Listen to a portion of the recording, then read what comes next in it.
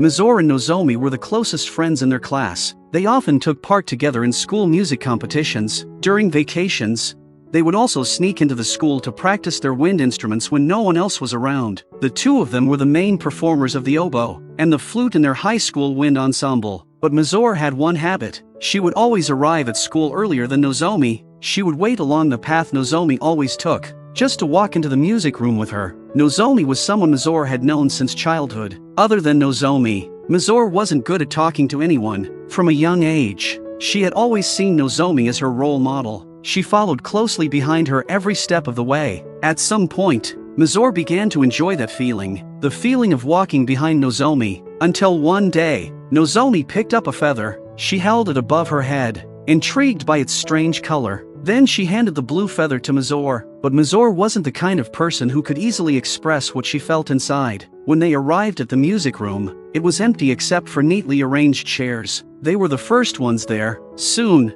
they took out their instruments and began to play their parts. Since the piece had many duet sections, they had to coordinate carefully. Although Mizore played beautifully, she didn't understand the story behind the music. Nozomi told her that putting emotion into the story while playing would make it more immersive, but the sheet music had only notes. They couldn't read the story hidden within. So Nozomi took out a book from her bag. It was the story of Liz and the bluebird. Liz went into the forest every day to feed the animals there. Maybe because she had spent so much time with them, the animals began to approach her on their own. One day, she happened to see a bluebird. She tried to get close to it, but the next second, the bluebird took off. It landed briefly in her hand, then disappeared from sight. In truth, no one had ever stayed by Liz's side. She had always lived alone, walking home by herself, cooking by herself, even eating dinner alone. Perhaps after being alone for so long, she began to wonder what the point of it all was. At night, she would quietly reflect on the meaning of her life. One evening, as Liz was walking home,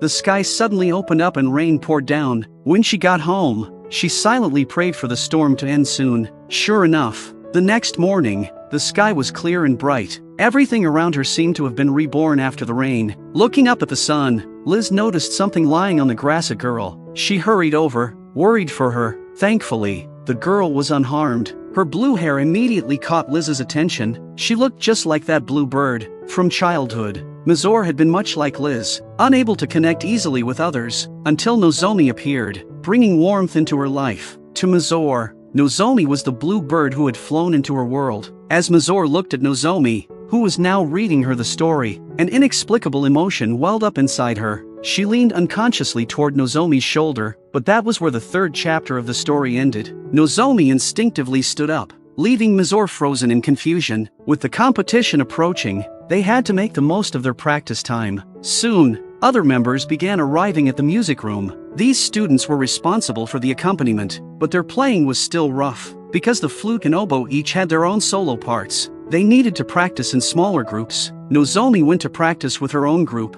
leaving Mizore sitting quietly by herself. Maybe it was because Nozomi was naturally outgoing. She could get along with anyone, anywhere, but Mizore was completely different. While Nozomi longed to perform in the competition, Mizore secretly wished it would never come. That way, she could keep enjoying these quiet moments alone with Nozomi. To Mizore, Nozomi was always the brightest presence in any room. Even during breaks, younger students would come up to Nozomi to chat. Meanwhile, Mizore sat alone with no one beside her, yet she couldn't stop watching Nozomi's every move. Even just looking at her from a distance would leave her entranced. At that moment, a hand appeared in front of her, snapping her out of her thoughts. It was Ririka, greeting her with a friendly smile. Ririka was another member of the oboe section, but Mizore had never spoken to any of them before. Ririka had come to invite Mizore to a small get-together, to help everyone get to know each other better. After all, there were only 4 oboe players, and Mizore was their lead performer, but Mizore declined the invitation. The other 3 looked disappointed. Later, Mizore went over to Nozomi and invited her instead, but Nozomi had already promised to go out to eat with the younger students. Mizore felt uncomfortable inside, but there was nothing she could do. After class, Ririka went to find Nozomi. She said she might have said something wrong, which made Mizore distant from everyone, but in Nozomi's eyes, that was just how Mizore was. Even Nozomi herself sometimes couldn't fully understand her. Meanwhile, Mizore went to the library to find the book whose ending she hadn't finished reading. Before long, she found the final chapter. It turned out that after Liz took in the bluebird, She began to care for her every day. They did all sorts of small, ordinary things together. Sometimes, Liz even brought the bluebird to the dessert shop where she worked. After work, they would go pick wild berries together in the bushes. That inseparable daily life brought Liz a happiness she had never felt before. But the more happiness she felt, the more uneasy she became. She was afraid that one day, the bluebird would leave her. If that happened, Liz feared she'd never be able to return to her old life alone. Liz asked the bluebird why she had come here. The bluebird replied that she often saw Liz living all by herself, so she came to keep her company. After saying that, the bluebird ran out to the lawn. Liz thought she was leaving and begged her not to go. Mizore became completely absorbed in the story. The tale of Liz and the bluebird felt so much like her and Nozomi's relationship. She was so immersed that she didn't even notice the library had closed. She stayed frozen in her seat until the staff finally called her back to reality. When Mizore and Nozomi returned to the classroom,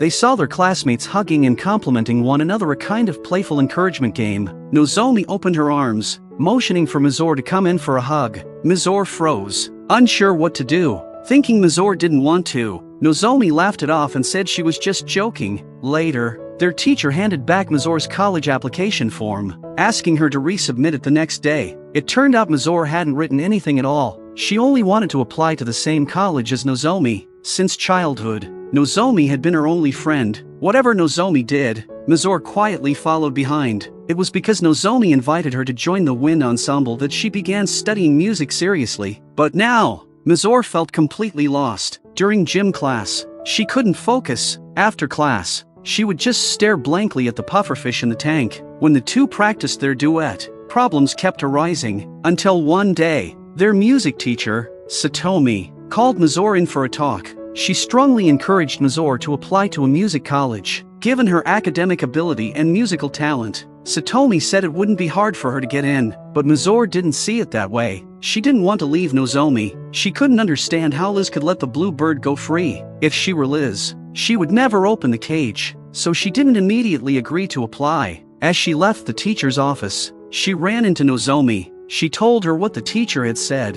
Nozomi fell silent for a moment, then replied that she would also apply to a music college. Mizore was surprised, then immediately said that if Nozomi went, she would too. Watching Mizore playing the piano with such focus, Nozomi felt an unfamiliar unease. Mizore had better grades and greater musical talent. Compared to her, Nozomi didn't stand out in any way. To Nozomi, she was like Liz, the one who kept holding back the bluebird's freedom. Mizore could have had a far brighter future, yet Nozomi felt she herself might not even be accepted into a music college. In the story, every night after Liz fell asleep, the bluebird would quietly wake up, turn back into her true form, and fly out through the window. Then in the morning, she would return and curl up beside Liz again. But soon, Liz discovered what was happening. She was terrified that someday, the bluebird would leave her for good. Mizore now had a goal to strive for, and little by little, her personality began to change. She started talking with Ririka and even began to care about her feelings. But then, suddenly, Ririka started crying. She told Mizore she had failed the audition and couldn't join the competition. Mizore felt a quiet ache in her heart for her. One day, Nozomi invited Mizore to a pool party. Mizore thought of Ririka and invited her to come along too.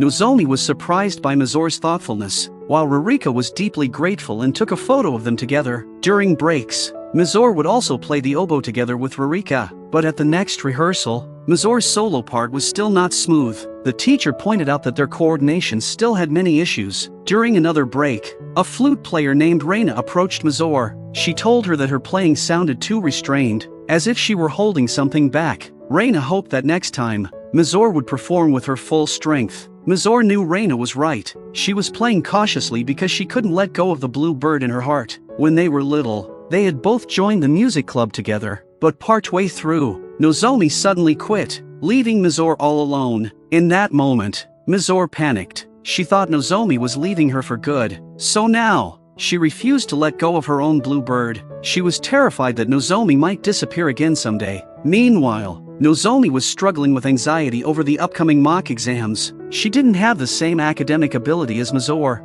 Later, Nozomi went to talk privately with their teacher, Satomi. She said she wanted to apply to a music college too. Satomi gave her a few words of encouragement and left. During the next rehearsal, Nozomi noticed Satomi constantly correcting Mizore's mistakes. A strange discomfort welled up inside her. She felt that the gap between her and Mizore was growing wider and wider. During a break, Nozomi told Yuko that she had changed her mind. She no longer planned to apply to a music college. She just wanted to go to a regular university. She explained that becoming a professional musician would require expensive training, but Yuko was furious after hearing that. Mizore didn't know anything about it. Yuko told Nozomi she was just like when they were little, quitting the music club without telling anyone. Then, when she wanted to return, she'd rejoin as if nothing had happened. Yuko said it was unfair to Mizore, who had always been the one left behind to deal with everything alone. Nozomi was left speechless. Meanwhile, Mizore still couldn't understand the meaning behind releasing the bluebird. She didn't understand why Liz had to let her go. She even said that the story reminded her of her and Nozomi. In the story, when the bluebird came home, Liz drove her away. The bluebird couldn't understand why, but this time, Liz had decided not to be selfish. She wanted the bluebird to leave, because the bluebird had wings. Wings that could carry her to a better future. Unlike Liz, who was confined to a small house. That was Liz's love for the bluebird. No matter how much it hurt, she couldn't keep the bluebird trapped. Before flying away, the bluebird looked back at Liz one last time, as if to say she would someday return. Then she transformed into her true form again and soared into the wide blue sky. At that moment, Nozomi and Mizore finally understood. They had always thought Mizore was Liz and Nozomi was the bluebird, but now they realized it was the other way around. Mizore was the bluebird, and Nozomi was Liz. In the sky, countless bluebirds were flying. Below stood Liz, gazing up at them with longing. A single blue feather drifted down. She caught it gently and held it in her hands. It was the only token of the bluebird's affection. At the next rehearsal, Mizore's musical talent fully bloomed. This time,